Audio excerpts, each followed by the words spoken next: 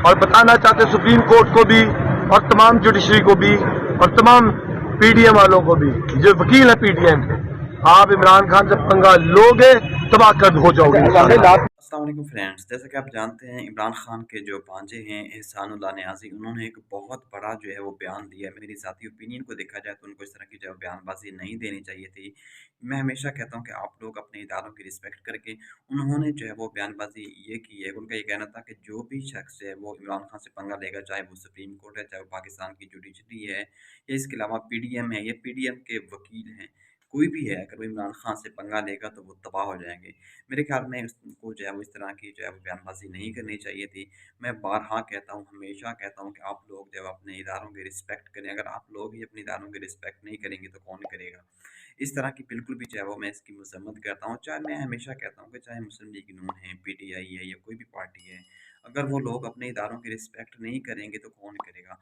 अगर हम लोग अपने पॉलिटिशियंस की मोहब्बत में ऑब्वियसली मैं खुद जो है वो पीटीआई को लाइक करता हूँ, इमरान खान को सपोर्ट करता हूँ। लेकिन आप लोग जब इस तरह की बयानबाज़ी करते हैं हमारे इदारों के अगेंस्ट, आप एक वकील हैं, आप एक खुद एडवोकेट हैं, तो लोगों के ऊपर जो है वो क्या इमेज आएगा आपका? यकीन जानिए आप इस तरह की कभी-कभी जो है वो बातें कर जाते हैं कि लोग हमारा मज़ाक उड़ाते हैं कि यार ये किस तरह के पढ़े-लिखे लोग हैं, इस तरह की जो है वो बयानबाज़ी करते हैं। जैसा कि आप जानते हैं इस तरह की, मेरे ख़्याल में ये बिल्कुल भी इस तरह का जो है वो नहीं होना चाहिए। दूसरा आपको ये भी इन्फॉर्म करता चलूँ, उनको शाह महमूद कुरैशी के जो बेटे ज़ैन कुरैशी हैं, उनका जो ये मौक़िफ़ अपनाया, उनका ये कहना है कि मेरे बाप के साथ जो है वो जेल में इंतहाई जो है वो नारवा सलूक किया जा रहा है।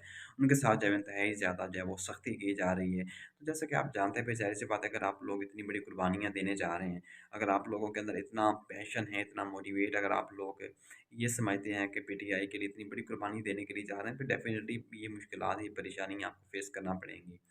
तो सियासत को बचाने के लिए फिर इतनी कुर्बानियाँ तो फिर ज़ाहिर-सी बात है देना पड़ती हैं। अगर आप लोगों ने अपनी मर्ज़ी से जो है वो गिरफ़्तारी दी है, तो फिर डेफ़िनेटली डेफ़िनेटली इन चीज़ों को आपको फ़ेस भी करना पड़ेगा। बट एनीवे जाते हुए मैं हमेशा फिर ये कहना चाहूँगा कि खुदारा अपने इदारों के अगेंस्ट मत जाएँ, अपने इदारों के खिलाफ बयानबाज़ी मत करें। जैसा कि आप जानते हैं इससे पहले मरीम नवाज़ ने भी जो है वो इदारों के खिलाफ बयानबाज़ी की थी। तो मेरे ख़्याल में अदलिया ने वो राना शाहिद एडवोकेट ने उनके अगेंस्ट मरीम नवाज़ के जो है वो एक पिटीशन दायर कर दी हाई कोर्ट में, लाहौर हाई कोर्ट में। उनका ये कहना है कि मरीम नवाज़ ने इस तरह की बयानबाज़ी की और उसको ऑनलाइन मीडिया के ऊपर नशर किया गया और बाकायदा तौर पे जो है वो उसको यानी कि अखबारात के अंदर भी शाया किया गया। लिहाज़ा उसके खिलाफ जो है वो सख्त कानूनी कार्रवाई होनी चाहिए। ये राना शाहिद एडवोकेट का जो है वो मौक़िफ़ था अपनी दरख़्वास्त में। तो बट एनीवे मिलते हैं एक नई वीडियो में।